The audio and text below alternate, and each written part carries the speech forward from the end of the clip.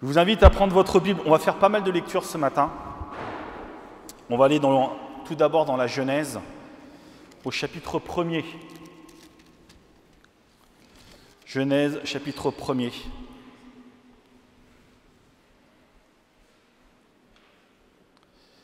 Verset 26. Pas difficile, Genèse, chapitre 1er, verset 26.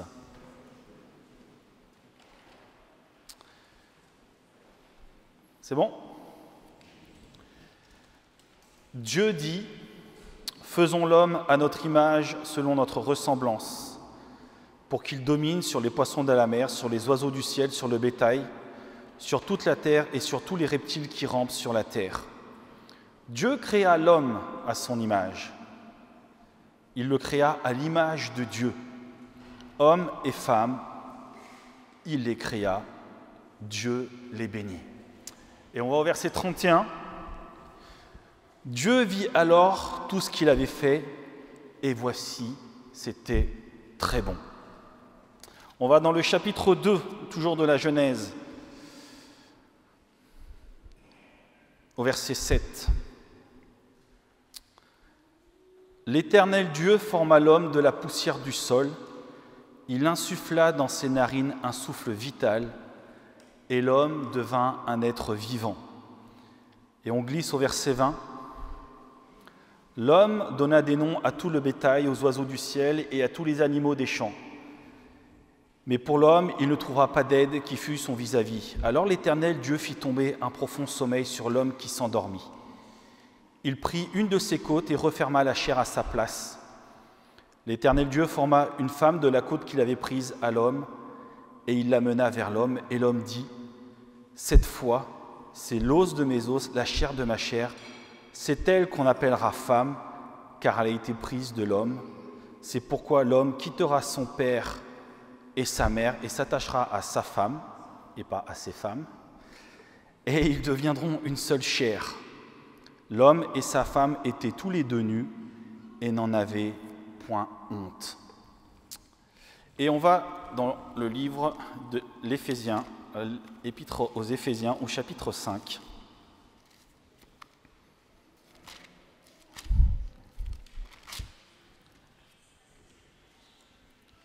Éphésiens, chapitre 5, verset 22.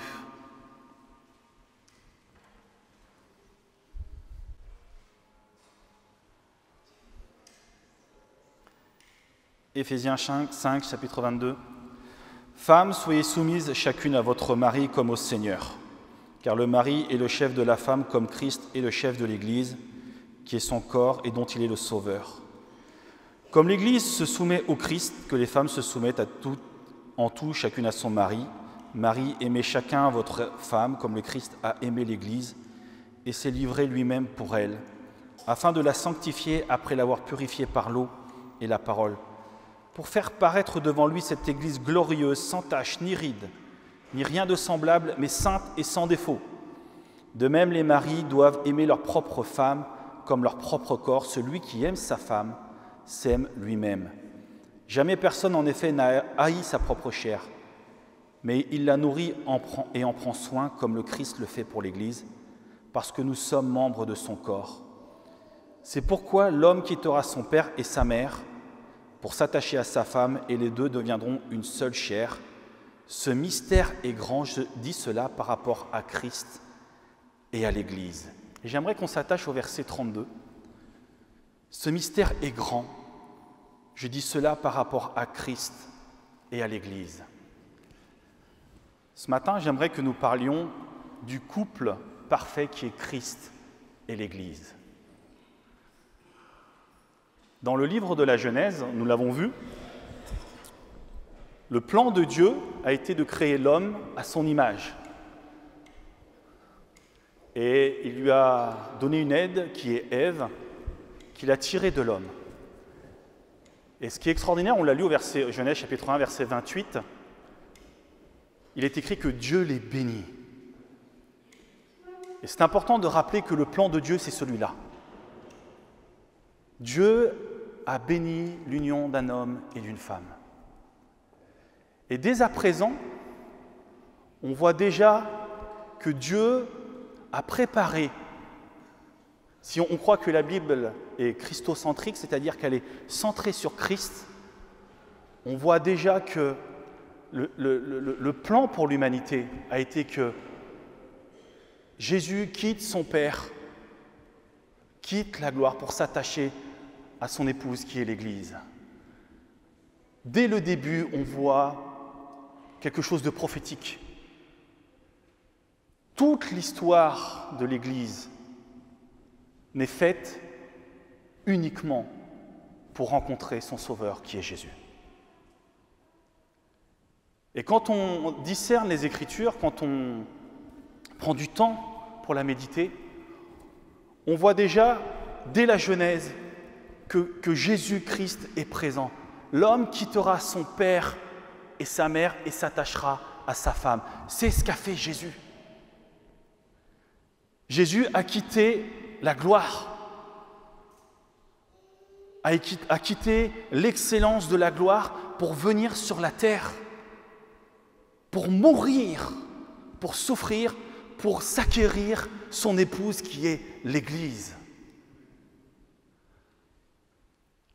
Et c'est en cela que nous devons, comme nous l'avons lu dans l'Épître aux Éphésiens, nous soumettre à l'autorité de Christ.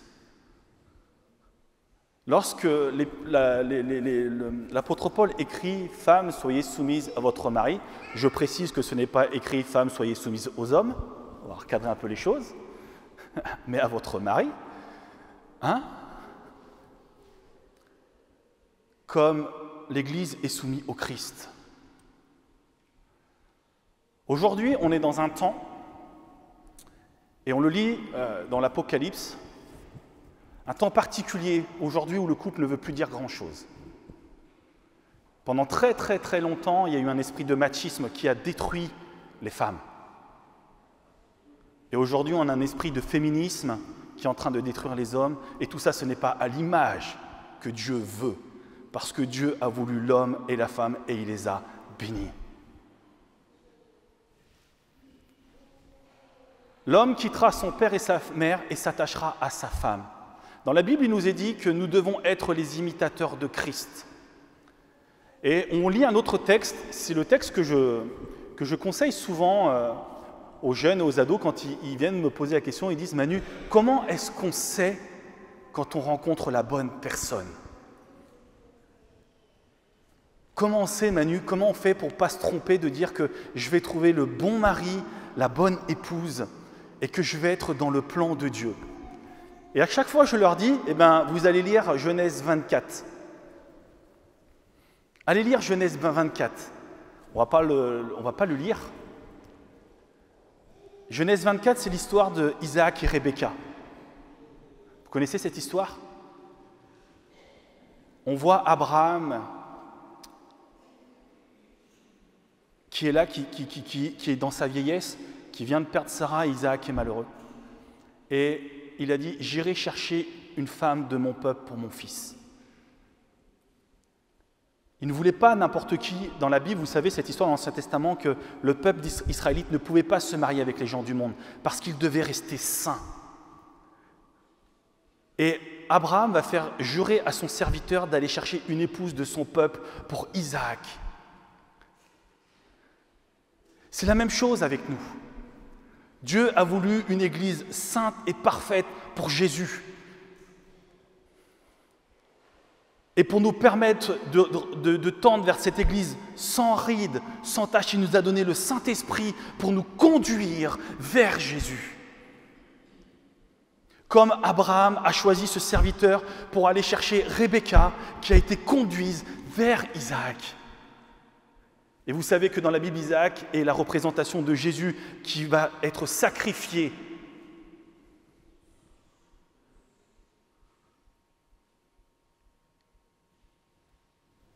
Notre couple spirituel, qui est l'Église avec le Seigneur, ou notre couple sur la terre, pour ceux qui ont le privilège ou qui ont fait ce choix de se marier, doit être à l'image de Christ et l'Église qui est unie par le Saint-Esprit.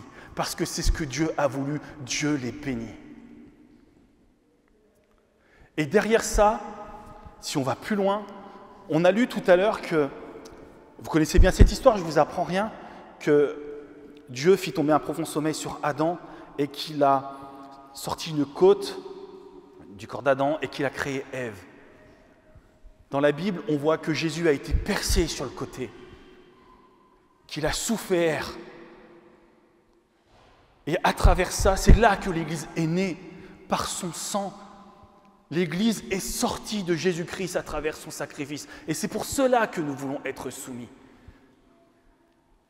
Et ce matin, le message que j'aimerais vous transmettre, c'est que dans les temps où nous sommes, où la famille ne veut plus rien dire, où le couple ne veut plus rien dire, aux yeux du Seigneur, il y a quelque chose de beau et de béni. Parce que Dieu, c'est ce qu'il a voulu, aussi bien que nous acceptions de le vivre à la manière que Jésus et l'Église le vivent. Le thème de mon message, c'est Christ et l'Église, le couple parfait. Le couple parfait. L'homme quittera son père et s'attachera à sa femme, et ils ne formeront plus qu'un. Et ils étaient nus et ils n'en avaient point honte. La Bible nous dit que rien n'est caché devant le Seigneur. Rien n'est caché devant le Seigneur, il sait tout. Et nous n'avons pas à avoir honte, de tout ce que nous avons fait dans notre passé, puisque Christ a tout payé à la croix. Nous n'avons pas à avoir de réticence vis-à-vis de lui ou à vouloir garder des choses cachées. Parfois, on se culpabilise, on se dit « Mais non, mais le Seigneur, c'est pas possible, là je suis trop mauvais, là je suis ceci, là je suis cela, je ne peux pas. » Jésus a tout accompli. Et tu n'as pas à avoir honte de ce que tu es devant lui. Parce qu'il a tout payé pour toi. Et dans le couple, ça doit être pareil. Il ne doit pas y avoir de distance entre une épouse et son mari et une épouse, parce qu'aux yeux de Dieu, ils ne forment plus qu'un. Le poids de mon épouse est devenu mon poids, le poids de mon mari est devenu mon poids, et ensemble, on va aller le chercher auprès du Seigneur. Parce qu'aujourd'hui, Jésus intercède pour nous auprès du Père. Et je veux rentrer dans la même dimension que Jésus peut avoir avec l'Église. Ce qui est extraordinaire, c'est que quand on lit la Bible, on voit Jésus qui quitte la gloire du ciel et qui vient comme un simple homme, qui va souffrir et qui va ouvrir la voie à l'Église d'un salut merveilleux. Et de l'autre côté, on voit Rebecca qui quitte tout, qui quitte ses parents sans connaître qui était Isaac, mais qui se laisse conduire en sachant qu'elle est dans la bonne direction et elle va sans savoir vers Isaac. Tous les deux vont se rencontrer. Et il nous est dit que lorsque Isaac vit Rebecca et que Rebecca vit Isaac, Rebecca mit un voile sur sa tête en signe de soumission et elle entra dans la tente d'Isaac. Et il nous est dit qu'Isaac l'aima. Aussi simple que ça. Jésus aime profondément l'Église. Jésus aime profondément l'Église. Il nous aime. Et nous n'avons pas besoin de lui cacher quoi que ce soit, d'être réticents, mais nous pouvons tout lui laisser parce qu'il nous aime et qu'il prend soin de nous. Parce qu'il prend soin de nous, il prend soin de nos difficultés, il prend soin de nos souffrances, il prend soin de nos enfants, il prend soin de notre histoire, parce qu'il s'est attaché à nous et nous ne formons plus qu'un en lui. Est-ce que quand je suis dans le secret de ma chambre avec mon conjoint, est-ce que je suis capable d'être dans cette totale unité? D'être capable d'aller le voir, de dire « là, ça ne va pas ». Est-ce qu'on peut prier ensemble pour aller chercher ce que j'ai besoin auprès du Seigneur? Ou de lui dire « là, j'ai un enjeu. Il y a un enjeu difficile dans mon travail. Est-ce qu'on peut y aller ensemble, chercher la direction du Seigneur? Et être comme Christ et l'Église qui ne forment plus qu'un et qui se laissent conduire par le Saint-Esprit pour aller vers les lieux célestes. Je suis convaincu aujourd'hui que le Seigneur veut encore bénir nos familles. Vraiment, j'en suis convaincu. Mais autant qu'on ait envie de rentrer dans ce modèle, de dire « Seigneur, je me soumets parce que tu as tout payé pour moi. Ton sacrifice est tellement grand, il a tellement été immense, Seigneur, que je ne peux que me soumettre à ton amour. » C'est ça, hein, la soumission. C'est la soumission dans l'amour, de reconnaître que « Waouh, Seigneur, ce que tu as fait, c'est grand. » Et quand je suis capable de vivre ça dans ma maison, Dieu bénit mon foyer. Dieu bénit mon foyer. Parce que je vis l'Évangile, je ne forme plus qu'un. Et la Bible nous dit que l'homme ne sépare pas ce que Dieu a uni.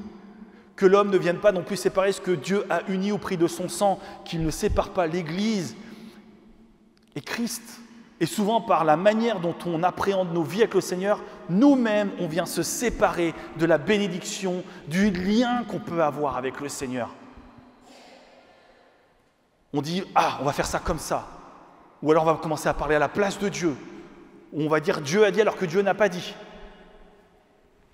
Et c'est comme ça que sont arrivées toutes les dérives. On voit aujourd'hui plein de dérives dans les églises. Dieu n'est pas dans cette affaire. Dieu n'est pas dans cette affaire.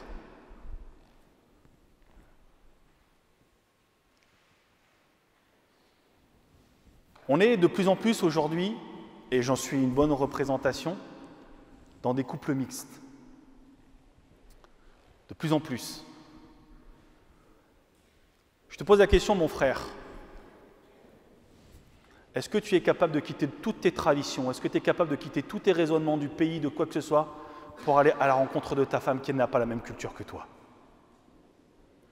Ou est-ce que tu vas lui imposer certains fonctionnements qui sont de chez toi, qui vont lui faire du mal? Et je pose la même question à toi, ma sœur. Est-ce que tu es comme Rebecca qui est capable de tout quitter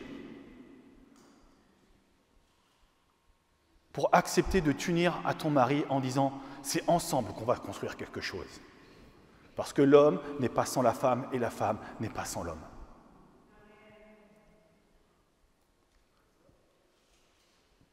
Nous devons suivre le modèle que Jésus nous a laissé.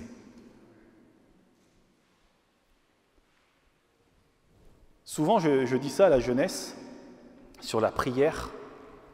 Il ne faut pas croire que Jésus, quand il est remonté au ciel, il est monté au Club Med. Hein. Il n'est pas en train de siroter des cocktails ou faire quoi que ce soit. Il nous a dit qu'il intercède pour nous auprès du Père. Jésus, à l'instant même, est à genoux pour intercéder pour vous et pour moi. Est-ce que j'ai ça dans mon cœur quand je me mets en prière, quand je prie pour ma famille? Est-ce que je suis là à intercéder en disant « Seigneur, je prends mes responsabilités. Je fais comme toi, je suis ton image. Il y a un enjeu, il y a un combat, il y a le salut qui est là dans ma maison. Il y a des choses difficiles, il y a peut-être la maladie. Seigneur, j'intercède. » Et inversement, quand j'entends la voix du Seigneur qui me dit « Va dans cette direction » et même si ça ne me plaît pas, je suis capable de tout abandonner, pas de discuter et de dire « Seigneur, je me soumets comme Rebecca s'est soumise. » Parce qu'elle savait qu'en allant avec ce serviteur, elle était dans la volonté de Dieu. Est-ce qu'aujourd'hui l'Église est dans la volonté de Dieu? Je parle avec un grand E, mais je parle aussi de l'Église locale. Est-ce qu'elle est dans la volonté de Dieu? Je ne répondrai pas. Je ne répondrai pas parce que c'est au Seigneur de répondre. Je ne veux pas être prétentieux. Mais je pense qu'on peut aujourd'hui se poser la question. On peut se poser la question de avons-nous tout quitté pour aller à la rencontre de notre Jésus? La Bible nous dit qu'on ne peut pas servir deux maîtres. On ne peut pas servir deux maîtres. Il faut faire des choix. Si ta carrière est primordiale, tu passes à côté de quelque chose. Ça ne veut pas dire que le Seigneur ne veut pas que tu aies un bon poste. C'est pas ce que je suis en train de dire. Je dis que si ta carrière est prioritaire surtout, tu loupes quelque chose. Si ton objectif, c'est de passer 20 heures par semaine à faire du sport et pas être près des tiens, tu loupes quelque chose. Le Seigneur a tout sacrifié. pour s'occuper de son Église. Est-ce que je suis prêt, moi, à tout sacrifier en retour? Quand je lisais ce texte d'Éphésiens, ce mystère est grand. Ça fait quelques années que ça travaille mon cœur, cette histoire sur le couple. Et avec Siona, on a pris énormément de temps à essayer de se construire autour de ça. Parce qu'on est convaincu que malgré toutes les difficultés qu'on peut rencontrer, parce qu'on est deux êtres différents, le Seigneur, quand il est ce troisième fil, c'est l'Ecclésiaste qui dit ça, la corde à trois fils ne se rompt pas si facilement. Quand le Seigneur est ce troisième fil, le Saint-Esprit est ce troisième fil, malgré toutes les difficultés qu'on peut avoir, on peut trouver une bénédiction merveilleuse au sein du foyer. Vraiment. Mais autant que chacun prenne son rôle et ses responsabilités. Cet homme qu'on lit, le Adam, et d'ailleurs c'est l'apôtre Paul qui nous l'expliquera, cet Adam, c'est Jésus. Il a fallu qu'un second Adam vienne. La femme, c'est l'Église. Et comme Dieu a enlevé une côte d'Adam, Jésus a été percé sur son côté pour que puisse naître l'Église. Et dès le début, on voit le plan de Dieu. Et vraiment, j'insiste sur « ils étaient nus et ils n'en avaient point honte ». Nous n'avons pas à avoir honte quand on se présente devant le Seigneur. Plus de culpabilité. Plus de culpabilité. Ça ne veut pas dire que je vais faire n'importe quoi, de toute façon, le Seigneur m'aime, allez, il va régler cette affaire, c'est bon, c'est pas ce que je suis en train de dire. Mais ce qui est pardonné est pardonné. Ce qui est guéri est guéri. Ce qui est délié est délié. Et c'est pareil chez moi. Il y a peut-être eu un conflit dans un couple. Et bien quand on s'est pardonné, on s'est pardonné. Il y a peut-être eu des souffrances. Ce qui est guéri est guéri. On ne remet plus ça, parce que Dieu a fait son œuvre. Et souvent, on ressasse les choses du passé en se disant « Oui, mais le avant, c'est fini, le Seigneur a nettoyé. Et merci Seigneur, il a nettoyé. » Regarde devant toi. Regardons ensemble. Nous ne formons plus qu'un. Regardons ensemble.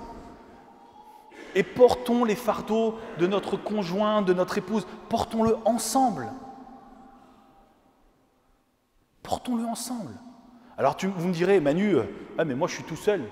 Je suis célibataire, ça ne me parle pas. Ta relation avec le Seigneur, c'est pareil. Tu es marié au Seigneur. Le Seigneur va chercher son épouse, il va venir chercher son Église.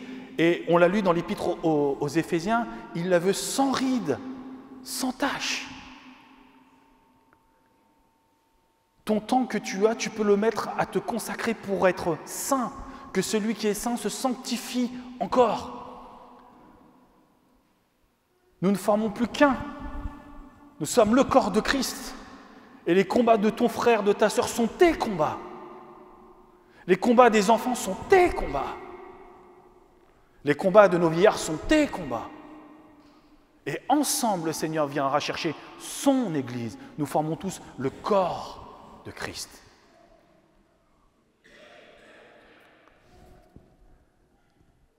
Aujourd'hui, on est vraiment dans un temps particulier, vous le savez. Et le Seigneur, vraiment, je le crois, et je le dis vraiment avec beaucoup de sagesse que Dieu m'en donne, nous n'avons pas à juger ce qui se passe aujourd'hui. Il y a beaucoup de dérives. Il y a beaucoup de dérives.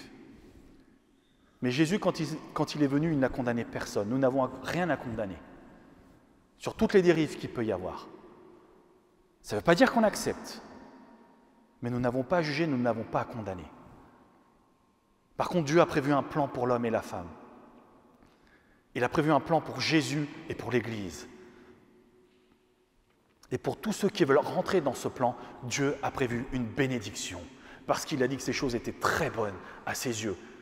Dans toute la création, vous lirez, jour 1, Dieu dit que c'était bon, vit que c'était bon. Jour 2, Dieu vit que c'était bon. Jour 3, Dieu vit que c'était bon. Et on arrive au 6e jour où Dieu crée l'homme et la femme et dit que c'était très bon. C'est très bon. Ça a été l'achèvement de son œuvre, c'est ce qu'il y a de plus beau. Et quand un couple se porte bien et que des enfants naissent, c'est la joie dans la maison. Et nous, c'est la joie quand on a des baptêmes qui arrivent parce qu'il y a des naissances dans l'église et on se réjouit de ça. Et dans le ciel, il nous est dit qu'il y a plus de joie pour un pécheur qui se repent que pour 99 justes. Quand quelqu'un se convertit, Jésus se réjouit avec l'église. C'est pareil.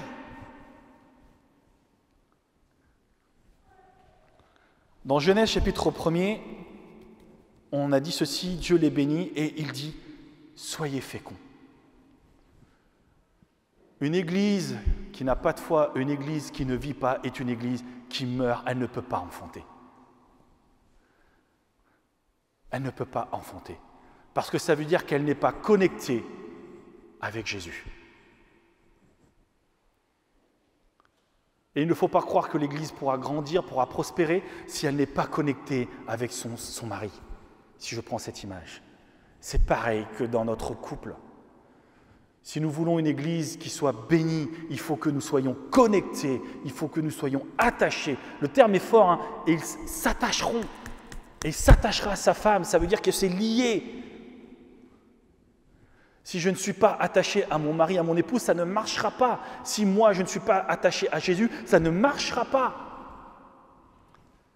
Parce que derrière, il y a de belles bénédictions. Et c'est vrai que Jésus a souffert, l'Église souffre. Jésus a souffert, on a tendance à oublier ça. Jésus a souffert et l'Église souffre aujourd'hui. Mais parce qu'ils sont unis l'un à l'autre, Jésus a tout accompli et il apporte la guérison. Mon frère, tu peux être la guérison de ta famille. Ma sœur, tu peux recevoir la guérison pour ta famille. Et nos enfants ont besoin de voir ça. Nos enfants ont besoin de voir des parents qui s'aiment. Ils ont besoin de voir des parents qui prient ensemble. Ils ont besoin de voir un couple qui se construit dans le Seigneur. Parce que si vous voulez gagner vos enfants à Christ, vous devez leur montrer l'exemple, comme Christ nous a montré l'exemple avec l'Église. Ça, c'est la Bible qui nous le dit.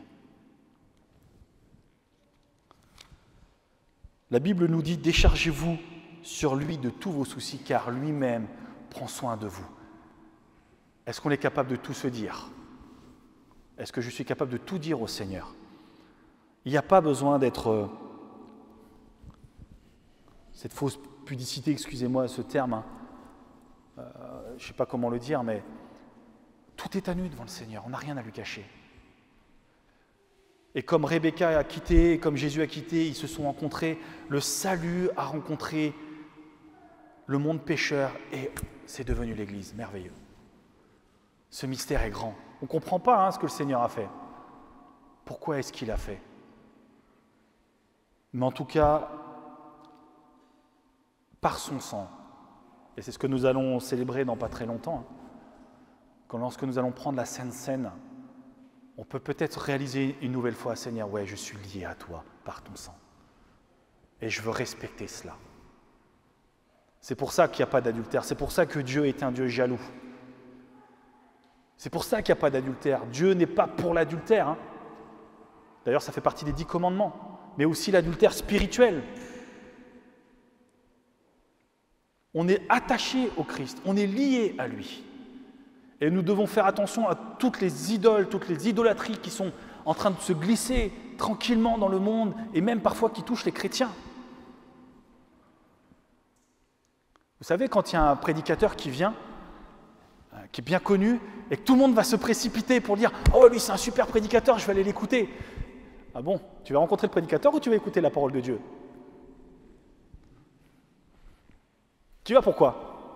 Ou alors, quand il y a un super groupe de louanges, là, tout le monde est là, « Oh, c'est chaud, c'est bien, on va aller se faire du bien. » Tu vas faire quoi? Tu vas louer le Seigneur ou tu vas écouter le groupe de louanges là-bas? Parce qu'il a 3 millions de vues sur YouTube ou je ne sais quoi. Il y a des idoles dans l'Église. Et parfois même on idolâtre des hommes de Dieu. Et ça, c'est pas ce que Dieu veut.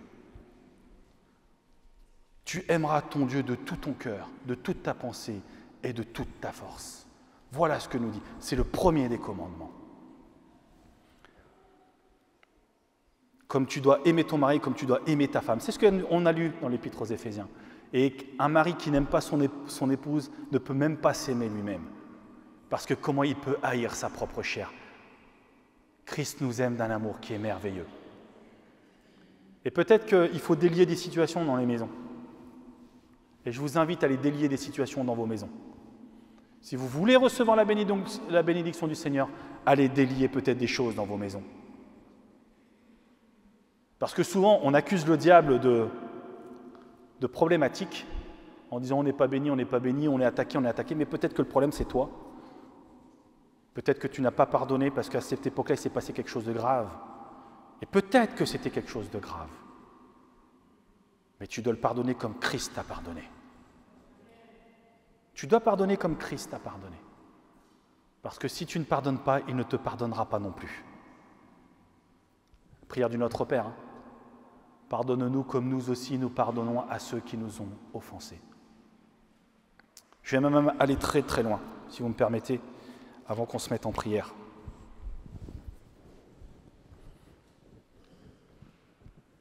Si un jour tu devais découvrir dans ta maison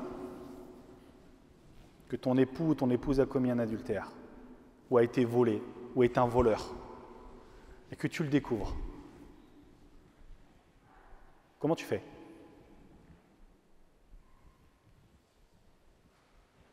C'est pas simple hein, de se sentir trahi. Et pourtant, Jésus nous a pardonnés et nous a aimés. Je ne dis pas qu'il faut tout accepter, c'est pas ce que je suis en train de dire. Hein.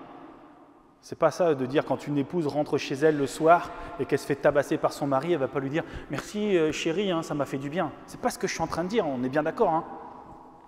Parce qu'il y a des choses qui ne sont pas acceptables. Par contre, le pardon est nécessaire.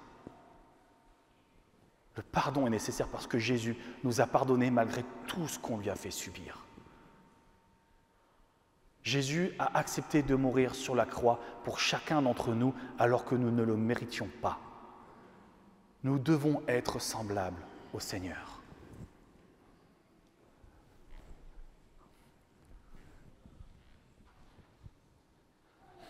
Construisons notre couple selon la vision que Jésus nous a laissée avec l'Église. Vraiment, je crois dans mon cœur, et d'autant plus dans les temps où nous sommes, que la famille, le couple, parce que c'est quelque chose qui était voulu de Dieu, est en danger aujourd'hui. À l'époque, je discutais de ça avec mon pasteur de jeunesse, mon pasteur de l'église, c'était à Saint-Nazaire. Et notre église à Saint-Nazaire a vécu beaucoup de temps difficiles. Beaucoup de séparations, beaucoup de divorces, beaucoup de choses compliquées. Et je ne dis pas ça pour jeter l'opprobre sur l'église. Hein. C'est un combat. Et j'avais été voir mon pasteur, je lui disais, mais je ne comprends pas. Comment dans l'église ça peut arriver? Comment c'est possible? Et il m'a répondu une parole de sagesse que j'ai gardée. Il m'a dit, tu sais Manu, si la famille est divisée, l'église sera divisée. Si on ne veille pas sur ce que le Seigneur nous a donné, le diable viendra mettre la zizanie pour tout perdre. Et en divisant le couple, la famille, l'église sera divisée. Ça avait touché mon cœur. Parce qu'effectivement, comment on fait quand chacun est à l'autre bout du rang et ne se parle pas? C'est compliqué hein, pour prier ensemble. Hein, ou qu'il y en a un qui est devant là et l'autre qui est là-bas au fond de... Compliqué pour prier ensemble, hein, pour être unis, pour aller chercher la bénédiction. C'est pas possible, parce qu'il faut l'unité. Vraiment, dans ces temps très particuliers dans lesquels nous sommes, vraiment, où aujourd'hui la situation du couple ne veut plus dire grand-chose, veillons sur nos maisons, veillons sur notre relation avec le Seigneur, acceptons d'être soumis à la volonté du Seigneur, même si ça peut aller à contre-courant du monde. Acceptons notre fragilité devant le Seigneur, acceptons de tout lui déposer, acceptons d'être attachés à lui dans ses souffrances. Et essayons de vivre la même chose dans nos maisons entre nos époux et nos épouses. Et si derrière, mon frère, ma sœur, tu es seul, eh bien prends à cœur tous les combats de l'Église, parce qu'on doit les amener avec Jésus auprès du Père, pour avoir la réponse à nos besoins. On va finir avec ce texte, 1 Corinthiens chapitre 11.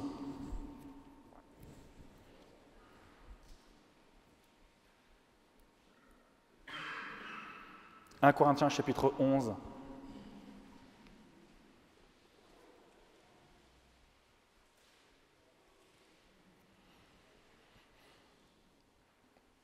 Verset 11, 1 Corinthiens 11, 11. « Toutefois, dans le Seigneur, la femme n'est pas sans l'homme, ni l'homme sans la femme. Car de même que la femme a été tirée de l'homme, de même l'homme naît par la femme, et tout vient de Dieu. » Il n'y a pas de supériorité de l'un vis-à-vis de l'autre, mais on est ensemble et tout vient de Dieu. Alors ne rentrons pas dans ces compétitions de machisme, de féminisme, de tout ce que vous voulez. Mais nous venons tous de Dieu et ensemble, on peut rentrer dans la bénédiction que Dieu a prévue pour nos maisons et pour l'Église, autant que nous acceptions de rentrer dans cette soumission. Portons les fardeaux de nos maisons, acceptons de les porter. Ne soyons pas des carriéristes, cherchons des places dans la société ou quoi que ce soit. Dieu donne, Dieu reprend, on l'a chanté tout à l'heure, il fait ce qu'il veut. Mais quand il t'a donné quelqu'un à côté de toi, prends-en soin. Occupe-toi d'elle, occupe-toi de lui, comme Jésus s'occupe de toi à cet instant. Amen. On prie ?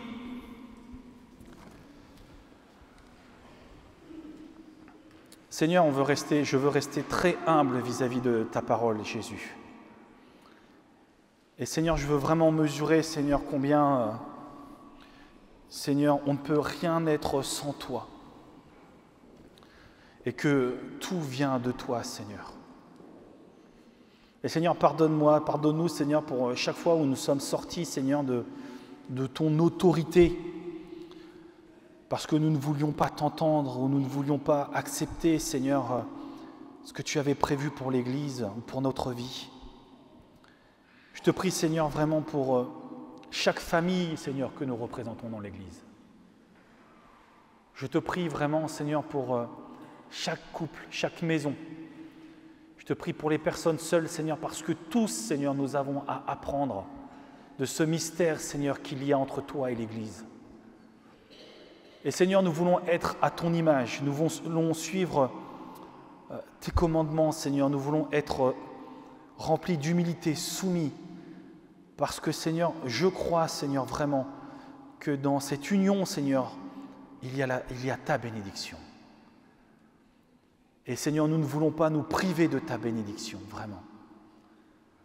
Seigneur, pardonne-nous, Seigneur, pour tous nos pensées adultères. Pardonne-nous, Seigneur, pour toutes les fois où nous avons manqué de respect vis-à-vis de ton sacrifice.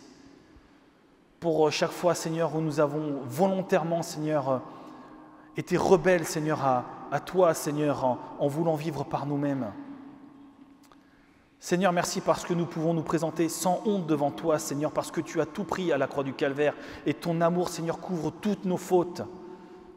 Ton amour, Seigneur, nous pardonne. Et Seigneur, je te prie vraiment, Seigneur, pour que tu puisses délier peut-être des situations qui sont cachées à l'instant même, Seigneur, dans les maisons que toi tu connais. Seigneur, que tu puisses prendre autorité, Seigneur, dans les maisons, Seigneur. Il y a peut-être des situations qui sont cachées, toi tu les connais, Seigneur, et c'est à toi de les régler. Et nous voulons, Seigneur, vraiment que le Saint-Esprit conduise nos maisons, Seigneur, comme tu as conduit Rebecca, Seigneur, vers Isaac. Nous voulons, Seigneur, nous laisser conduire par la vérité du Saint-Esprit pour aller à la rencontre de notre Sauveur. Vraiment, Seigneur, je te remercie pour ta parole parce qu'elle est cette lumière.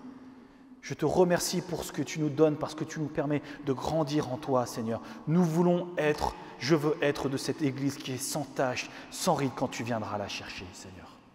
Vraiment. Sois béni pour ce que tu es, Jésus. Amen. Amen.